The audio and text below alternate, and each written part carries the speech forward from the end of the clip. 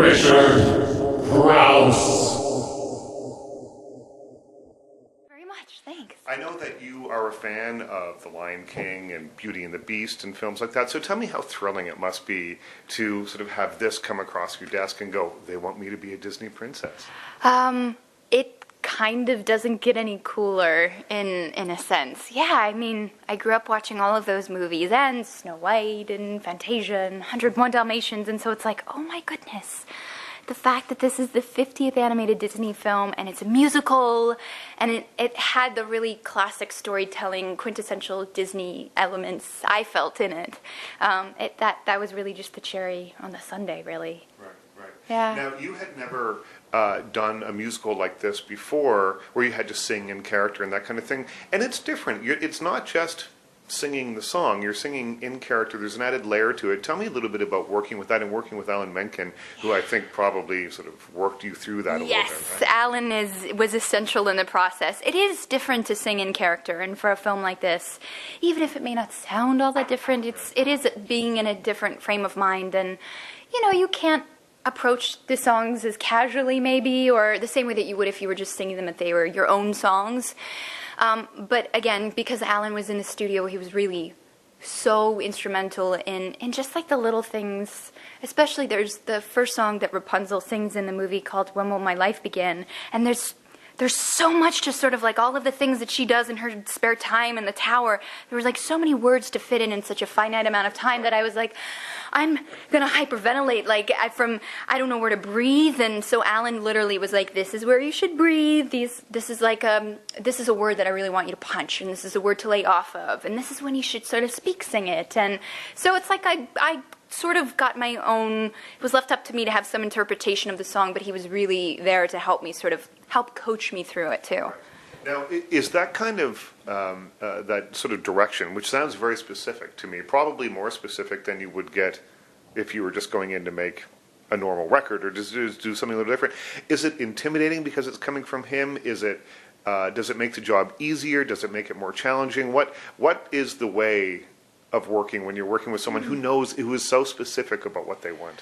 Well, I mean, it would be different if it were coming from anyone else. Yeah. But I mean, Alan is for someone who's so accomplished, he's so humble, and he really does the work, and he's in the studio, and you know what I mean, and he's not just writing the songs and composing them, he's, composing the whole score too. So it's like he's so well-rounded and thorough, but it didn't bother me. It was easier in a sense, but it was just a challenge. It wasn't something that I was used to, because when you're singing your own music, it's like you're not really concerned about, okay, well, this is the emotion I want to convey in this part of the song, because you wrote it, so you're not really, I don't really think about anything. And you're feeling it in a natural kind of way. Yeah, I'm not thinking at all, really, in the studio, and it was like there was so much thought behind it, yeah. Tell me a little bit about what it must be like, because you have probably worked on this project for a number of years now, right? About a little over like a year and a half. A year and a half? Okay, so a couple of years from, the point where it's just a couple of pages, and they show you drawings, I guess, all the way along, and they sort of keep you in the loop, but it's got to be different from the moment, at which you're sitting behind a microphone talking your lines or singing your lines, and then seeing it on the big screen. Tell me a little bit about what that feeling is like when you first see it all put together. And I think of, kind of crazy scenes. I think my favorite scene is the scene in the pub with all the bad guys. It's such a great scene. It's such a great song. Yeah.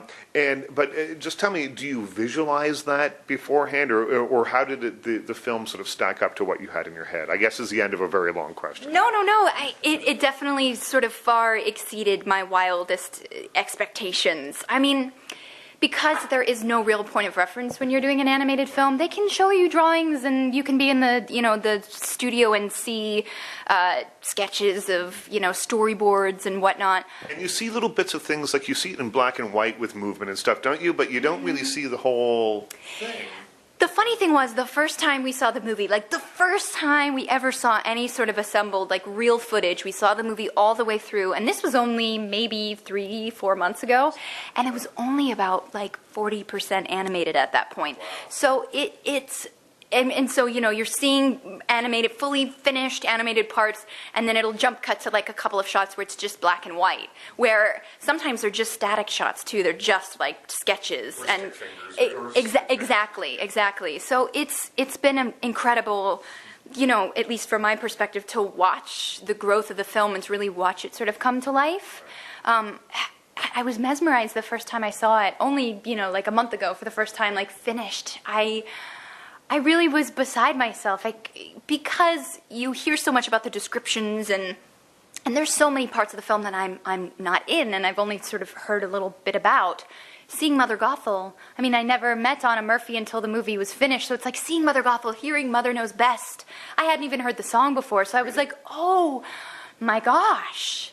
Yeah, Well, it's funny because what maybe people don't know, I guess people know, is you record your vocal tracks separately. Mm-hmm. And I always think that's such an odd way to work.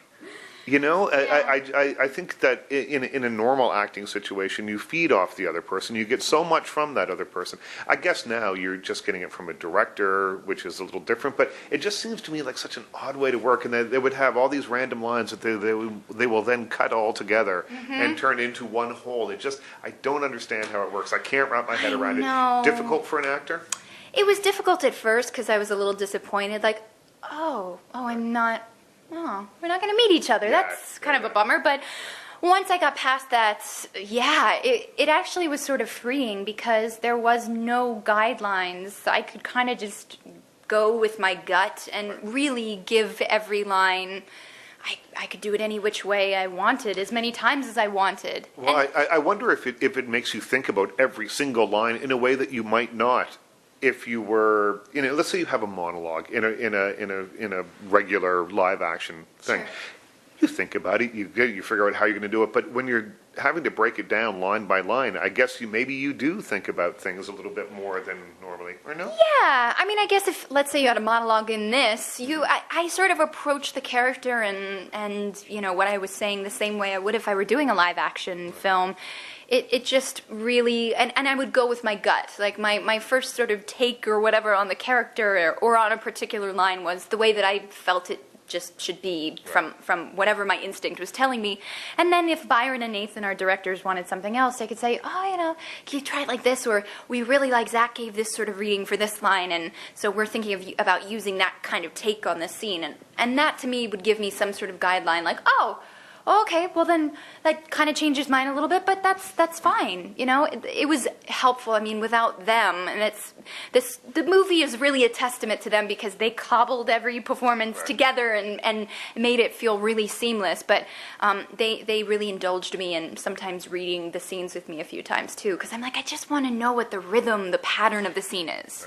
Well, it strikes me that it is kind of part sort of traditional Disney that we're used to seeing, big screen on film Disney, but there's also a real Broadway element to it, and which I thought in Mother Knows Best, Mama Knows Best, that's really there. It's very apparent in the pub scene, yes. And I just thought those scenes had such life to them and just so much fun to them. Yeah, me too. Those are two of my standouts in the film as well. I could actually, I'm going to call it right now, I could see this becoming like a Broadway show. Like, I could see the stage adaptation, some sort of cool Julie Taymor, take on, Rapunzel's hair being wrapped around, over the audience, and something crazy. And would you want to play Rapunzel in that? Could you imagine wearing that hair in a live situation? I couldn't. That would be very heavy. But I would definitely be a fan of going to see the show. Right, I have a dream of doing Broadway, but maybe doing something more along the lines of, an original play or musical or something, yeah. Richard